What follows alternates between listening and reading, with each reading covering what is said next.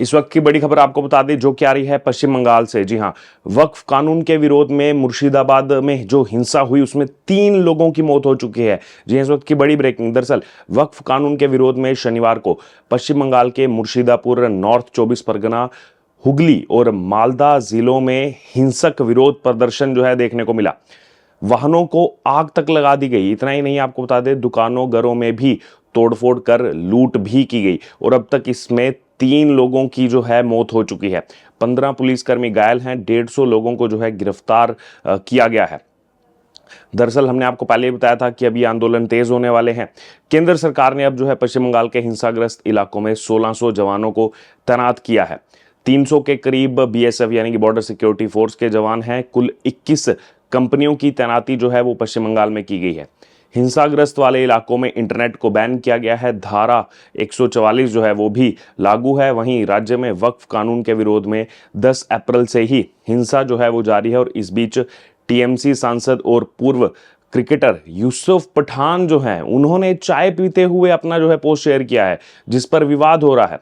Bharatiya Janata party प्रवक्ता शहजाद पूनावाला ने प्रतिक्रिया दी और कहा है कि बंगाल जल रहा है, पुलिस चुप है और इन सब के बीच में सांसद यूसुफ पठान जो है वो चाय की चुस्की लेते हुए हिंदुओं के कत्लेआम के पल का आनंद ले रहे हैं।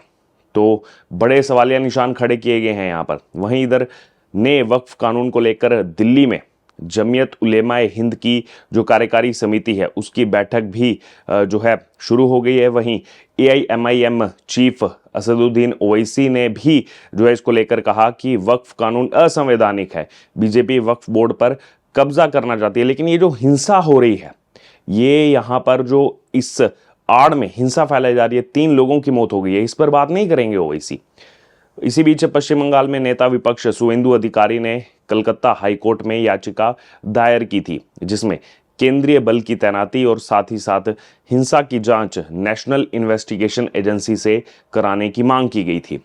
हाईकोर्ट ने हिंसाग्रस्त इलाकों में केंद्रीय सुरक्षा बलों की तैनाती के आदेश जो हैं वो दिए हैं। जस्टिस सोमेन सेन की अध्यक्षता वाली जो बेंच है उसने कहा है कि हम उन रिपोर्ट्स पर आंखें मूंद नहीं सकते जो कि सामने आई हैं। इनमें राज्य के कुछ जिलों में बर्बरता जो है वो साफ तौर पर देखी जा सकती है। मुर्शिदाबाद के अलावा आपको बता दें जहां भी हिंसा नजर आती है वहां पर केंद्रीय सुरक्षा बलों की तैनाती की जाए, ये कहा गया है। इसी बीच आपको बता दें कि केंद्रीय गृह सचिव गोविंद मोहन ने मुर्शिदाबाद हिंसा पर पश्चिम बंगाल के मुख्य सचिव और डीजीपी के साथ वीडियो कॉन्फ्रेंसिंग की है और उन्होंने जल्द से जल्द सामान्य स्थिति सुनिश्चित करने के लिए जो है पर्याप्त कदम उठाने के लिए भी कहा है। इसी बीच ADG law and order Javed Shamim ने कोलकाता में एक प्रेस कॉन्फ्रेंस की है। जी हाँ, और वो प्रेस कॉन्फ्रेंस करके बताया है कि जो शनिवार की घटना का ब्यौरा है वो अभी उपलब्ध नहीं है। जी हाँ, और उन्होंने कहा है कि पुलिस की ओर से गोली नहीं चली है, बीएसएफ की ओर से हो सकता है। कितनी गैर जिम्मेदाराना यहाँ पर स्टेटमेंट पश्चिम बंगाल पुलिस की तरफ से। ममता बनर्जी क्या कह रही हैं आप सुनिए। ममता बनर्जी ने शनिवार को कहा कि वक्फ कानून राज्य में लागू नहीं किया जाएगा। कानून केंद्र ने बनाया है, इसलिए जो जवाब आप चाहते हैं वह केंद्र से जो है मांगा जाना चाहिए। ममता बनर्जी की खुद कुछ अकाउंटेबिलिटी है कि नहीं? कह रही हैं मेरी अपील है कि शांत रहे। अरे आप ही के पास सारी तमाम चीजें, आप राज्य की मुख्यमंत्री हैं, वहां पर इस तरीके से दंगे भड़काए जा रहे हैं, 3 लोगों की मृत्यु हो चुकी है। कब आखिरकार ममता बनर्जी अकाउंटेबिलिटी लेंगी? बिल्कुल भी नहीं लग रहा। हर बार पश्चिम बंगाल में यही स्थिति देखने को मिलती है। अब इस बार फिर कभी सीए के नाम पर जो है यहाँ पर हिंसा होती है, तोड़फोड़ आगजनी की जाती है, अब वक्फ के नाम पर की जा रही है। क्या हो रहा है पश्चिम बंगाल के अंदर? ममता बनर्जी वो कहती कि ये तो आप जो है केंद्र से पूछो जा करके। अजीब विडंबना है ममता बनर्जी की। यहाँ पर लोग यहाँ पर जो है घायल हो रहे हैं, लोगों की मृत्यु हो जा रही है, लेकिन ममता बनर्जी आंखें मूंदे बैठी हुई हैं। इसी बीच बीजेपी सांसद ज्योतिर्मय सिंह महतो ने केंद्रीय गृह मंत्री अमित शाह को एक लेटर लिखा है और लेटर लिख करके राज्य के सीमावर्ती जिलों में सशस्त्र बल विशेष शक्तियां अधिनियम यानी कि अवसपा armed forces special power act लागू करने की मांग कर दी है। जी हां, उन्होंने आरोप लगाया है कि इन इलाकों में हिंदुओं पर बार बार, एक बार नहीं बल्कि बार बार सांप्रदायिक हमले जो है वो किए जा रहे हैं। विधानसभा में विपक्ष के नेता शुवेंदु अधिकारी ने भी राज्य सरकार पर हमला करते हुए कहा है कि बंगाल में अराजकता और कानून व्यवस्था की स्थिति जो है पूरे तरीके से खराब हो चुकी है। वहीं आगे उन्होंने ये भी कहा कि कुछ कट्टरपंथी समूह जो है वो संविधान और कानून का विरोध कर खुलेआम हिंसा कर रहे हैं, यानी कि इसकी आड़ में खुलेआम हिंसा की जा रही है, आम लोग असुरक्षित हैं। वहीं आपको बता दें पश्चिम बंगाल के अलावा दूसरे राज्यों में भी हिंसा की खबरें सामने आई हैं। 11 अप्रैल को जम्मू कश्मीर हुर्रियत नेता नजरबंद जो है वो किए गए। श्रीनगर में वक्फ कानून के खिलाफ जो है प्रदर्शन हुए। कुछ स्थानीय संगठनों और नेताओं ने कानून को अल्पसंख्यक अधिकारों के खिलाफ बताया।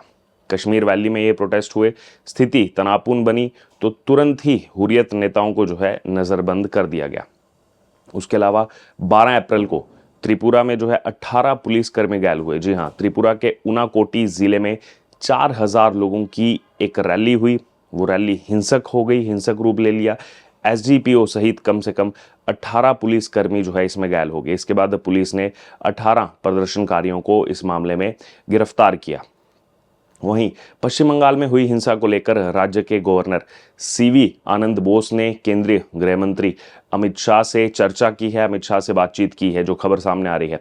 इसके अलावा सीवी आनंद बोस ने राज्य सरकार को मुर्शिदाबाद, मालदा और दक्षिण 24 परगना जो जिले हैं उसके संवेदनशील इलाकों में उपद्रव के लिए जिम्मेदार जो उपद्रवी हैं उन उपद्रवियों के खिलाफ सख्त एक्शन लेने के निर्देश भी दे दिए हैं।